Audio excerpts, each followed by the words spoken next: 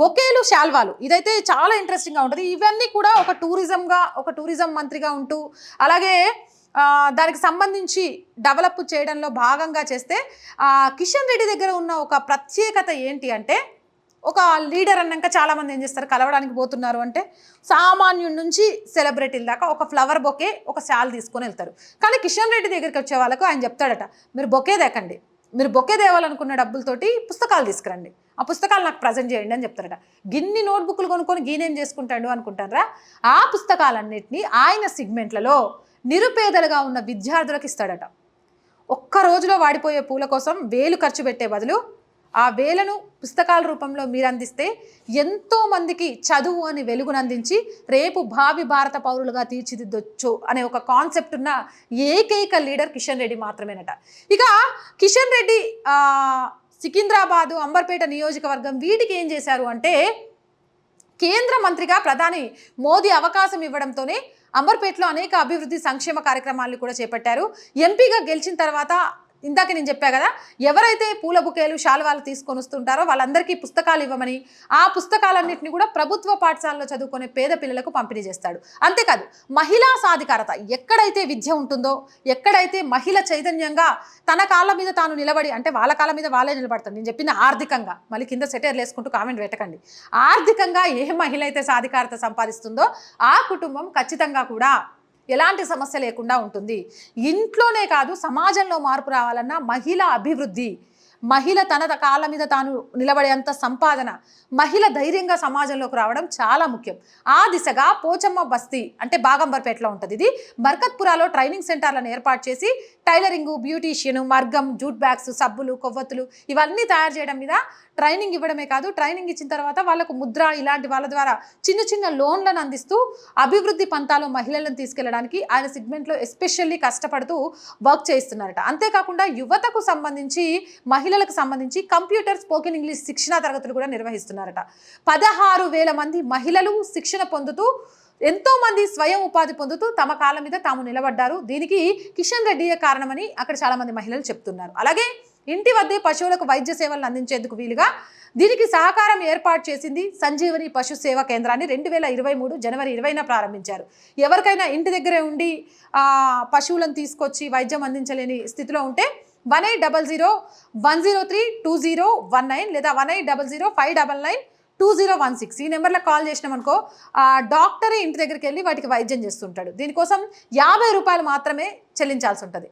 ఈ రోజుల్లో వైద్యం ఎంత ఖర్చో తెలుసు, మనుషుల కంటే పశువుల, జంతువుల వైద్యానికి ఎక్కువ ఖర్చు అవుతుంటాయి. అలాంటిది మీరు ఇంటి దగ్గరే ఉండండి, ఒక కాల్ చేస్తే చాలు డాక్టరే మీ ఇంటికి వచ్చి ట్రీట్మెంట్ చేస్తాడు 50 రూపాయలకే అనే ఒక కార్యక్రమాన్ని సికింద్రాబాద్ సిగ్మెంట్లో కిషన్ రెడ్డి ప్రారంభించారు.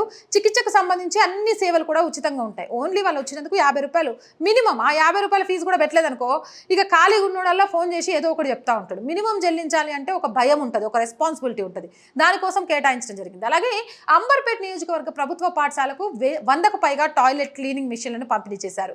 వాటి వినియోగంలో మెలకువలను కూడా నేర్పించి వాటి సద్వినియోగాన్ని పూర్తి చర్యలు తీసుకుంటున్నారు. పాఠశాల పరిశుభ్రతకు ఇవి విశేషంగా దోహదం చేస్తున్నాయి. ప్రైవేటు సంస్థల భాగస్వామ్యంతో పలు ప్రభుత్వ ఆసుపత్రులకు అంబులెన్స్లు, నియోజకవర్గంలోని నల్లకుంట ఫీవర్ ఆసుపత్రితో పాటు Unani hospital, Nampally area hospital, ఎర్రగడ్డ ఆసుపత్రులకు చాలా అంబులెన్స్లను ఇచ్చారు.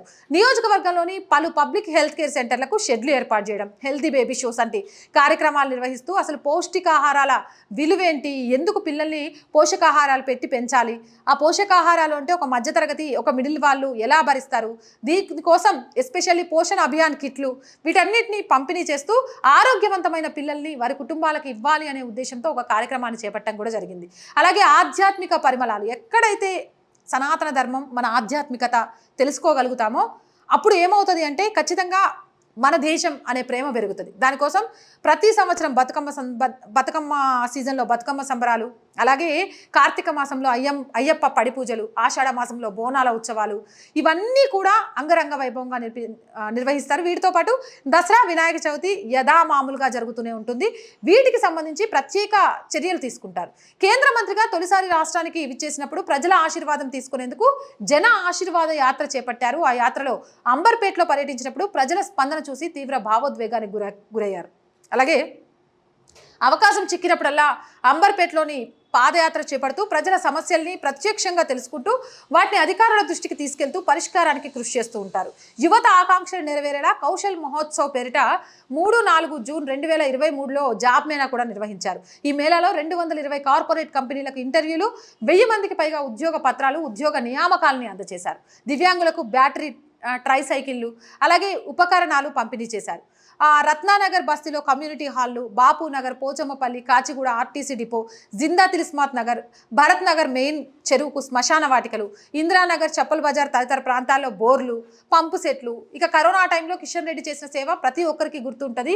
ఆహార పొట్లాలు, నిత్యావసర సరుకులు, అన్నదానం, వైద్య శిబిరాలు, రక్తదాన శిబిరాలు, ఫేస్ మాస్కులు, శానిటైజర్లు, కరోనా కిట్లు, వీధి వ్యాపారులకు PM స్వనిధి కింద వ్యాక్సినేషన్ పై అవగాహన, ఆసుపత్రులలో తిరగడం, ఆక్సిజన్ ప్లాంట్లు అందజేయడం, కిసాన్ రైల్ ప్రజలు ఇబ్బందులు పడకుండా ఎన్నో రకాలు. వీటన్నిటికంటే ఎక్కువగా కూడా ఒక సెంట్రల్ మినిస్టర్గా ఉంటూ, రాష్ట్ర అధ్యక్షుడిగా ఉంటూ, ఒక లోక్సభ సభ్యుడిగా ఉంటూ కూడా సికింద్రాబాద్ సిగ్మెంట్కి సంబంధించి పాన్ షాప్ ఓపెన్ చేసినా, టీ షాప్ ఓపెన్ చేసినా సరే వాళ్ళు పిలిస్తే ఖచ్చితంగా హాజరవుతారు. ఎలాంటి ఫంక్షన్ అయినా సరే కార్యకర్తే కాదు, తన పార్టీ కార్యకర్తే కాదు, ప్రతిపక్షంలో ఉన్న వాళ్ళు వచ్చి పిలిచినా కూడా అటెండ్ అవుతాడు. అంటే ప్రజలకు చేరువలో ఉంటాడు, ప్రజల అవసరాలకు చేరువుగా ఉంటాడు.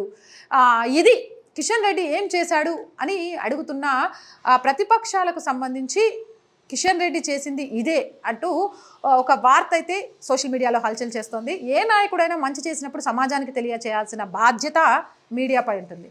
కాబట్టి ఆ బాధ్యతతోనే కిషన్ రెడ్డి ఏం చేశాడు అనే వాటికి సమాధానంగా ఈ వీడియోను నేను మీ ముందుకు తీసుకొచ్చా. ఈ వీడియోపై మీ అభిప్రాయం ఏంటి అనేది కామెంట్ సెక్షన్లో తెలియజేయండి. మోర్ వీడియోస్ కోసం మన ఛానల్ని వెంటనే సబ్స్క్రైబ్ చేయండి. ఈ వీడియో నచ్చిందా లైక్ చేయండి, షేర్ చేయండి అండ్ సపోర్ట్ చేయండి.